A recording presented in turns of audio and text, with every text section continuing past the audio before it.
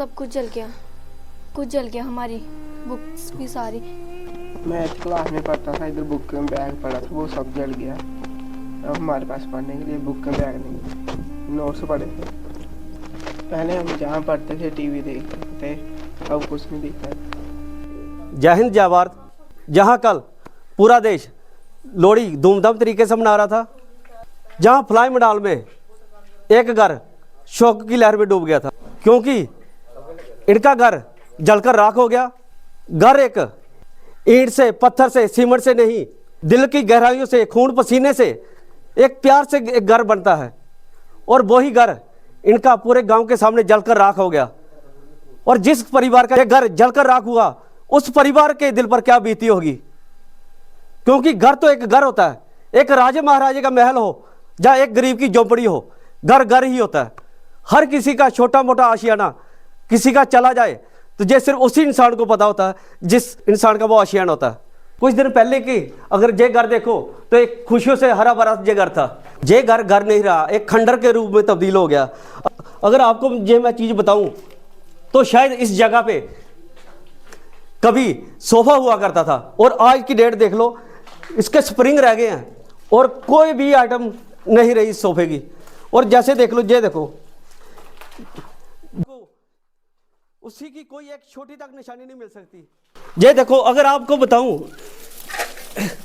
को शायद ये बेड के कब्जे हैं, ये लोहे का जो आइटम थी छोटी मोटी वो रह गई सिर्फ यादगिरी के तौर पे कि इधर कोई बेड लगा हुआ था।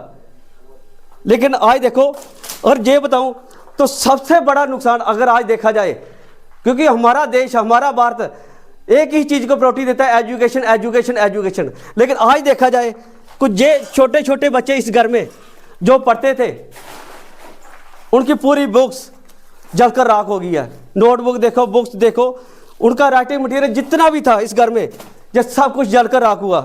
अगर मैं भाई साहब, आप लोग कल्पना कर सकते हो जब आग लगी होगी तो कैसा मंजर होगा इस घर में। ये देखो, अगर आप देखो, जहां पंखा लगा था और पंखा भी पूरा जलकर नीचे गिर गया।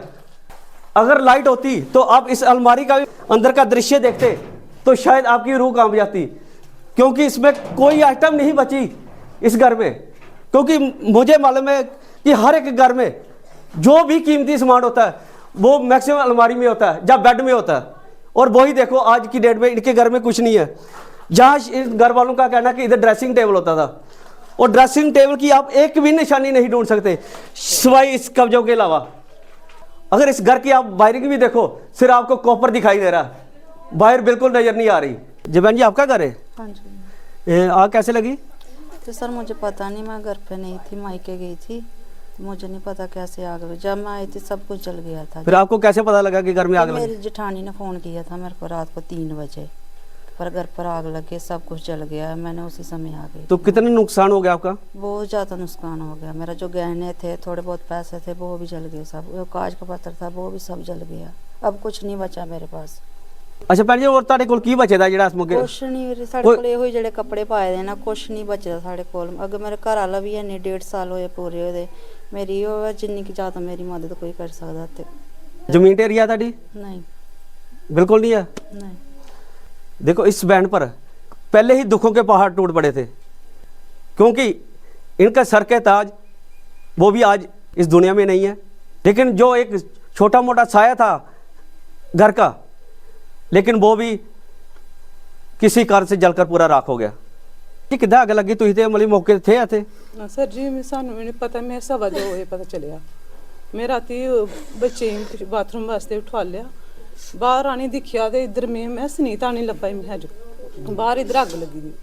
मैं दौड़ी पौड़ी पर चढ़ी दिखिया, मम्मी में बुलाया, मैं मम्मी से मिंदर के घर अग लगी थी। मैं मम्मी ने भी रौला पाया, मैं भी रौला पाया, सारे घर सारे दौड़े महल्ले दे सारे आनिए, कंधा टप्पिए, जिंदरे मारे दे। जदों अगे आनी दिखिया किश ने, सारे अग लगी, सारा फकोइए दा हा। ये सोफा हा सामने लगे दा, सामने बैड लगे बक्से वाले, पूरा समान विच भरोचे दा हा। इधर table, trolley, dressing table, garden वारी, बड़ा टीवी, सारा सामान सारा जल गया, राख होइए दा हा। अच्छा, हुण इस मौके तानू सारी दुनिया देख रही है, की मैसेज देना चाहते हो? मैं तो सर जी ये कहनी चाहनी हां, बस जिन्नी तो जिन्नी मतलब कि कोशिश हो सकदी है मेरे बेचारी गरीबनी दी मदद होई सके। बच्चे दियां कताबां भी सारियां सड़ी दियां, जो भी कपड़े न इंदे कुछ नहीं रेहदा, सारा सड़ियै जलियै राख होई गेदा हून। तुसीं दिक्खी सकदे हो इन्नी बुरी हाल। अस ते अज्ज इत्थे खड़ोते दे आं, असें उस दिन इत्थे भी नहीं खड़ोई सके, अस ते उत्थे खड़ोई सकने आं।